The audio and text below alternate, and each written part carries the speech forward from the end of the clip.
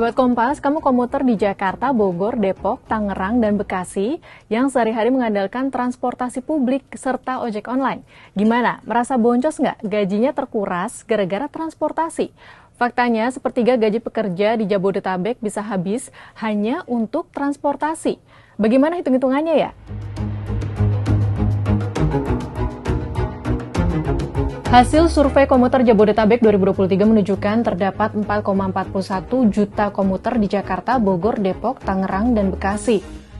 Sebanyak 28,6% diantaranya mengeluarkan ongkos transportasi paling sedikit Rp25.000 per hari atau Rp750.000 setiap bulan.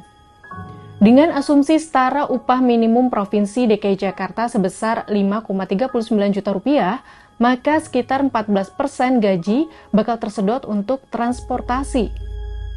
Namun hal yang menarik ditemukan di lapangan. Berdasarkan hasil wawancara Kompas, ternyata jumlahnya lebih besar, yaitu biaya transportasi memakan sepertiga gaji atau UMR DKI Jakarta. Seorang komuter dari perbatasan antara Jawa Barat dan Jakarta butuh waktu 45 menit sampai 1 jam untuk sampai ke stasiun KRL atau LRT Jabodebek terdekat.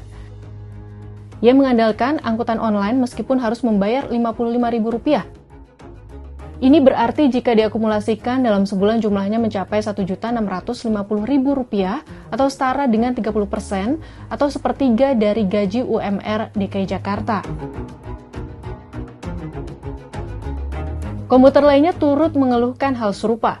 Ongkos angkutan umum sudah terjangkau, tetapi first mile dan last mile di kota Tangerang Selatan, Banten belum memadai. First mile adalah perjalanan dari titik awal pengguna ke tempat transit transportasi massal. Sementara last mile ialah perjalanan dari tempat transit ke tujuan akhir pengguna.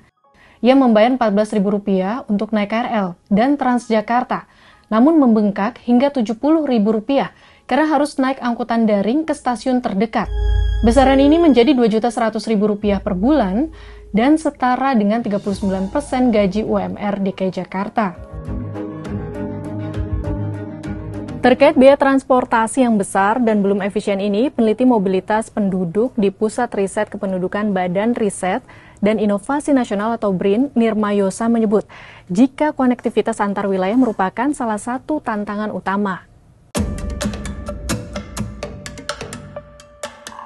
Banyak daerah dekat secara geografis tetapi transportasinya terasa jauh karena minim jalur langsung atau pilihan moda yang efisien.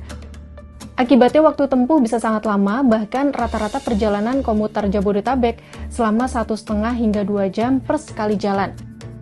Ditambah lagi pengembangan rute feeder atau penghubung yang masih menjadi masalah klasik. Jumlahnya minim dari permukiman ke transportasi utama seperti stasiun atau terminal. Selain itu, moda transportasi di Jabodetabek juga belum sepenuhnya terintegrasi. Perpindahan antar moda misalnya KRL ke Transjakarta atau MRT Jakarta ke Angkot cukup rumit dan seringkali tidak efisien. Sahabat Kompas, dengan kondisi ekonomi yang sedang sulit seperti ini, biaya transportasi harusnya bisa menjadi salah satu elemen yang bisa meringankan, bukan sebaliknya memberatkan, makin bikin boncos warga. Jadi kapan ya transportasi publik kita bisa mendukung warga dengan aman dan murah, namun tetap nyaman?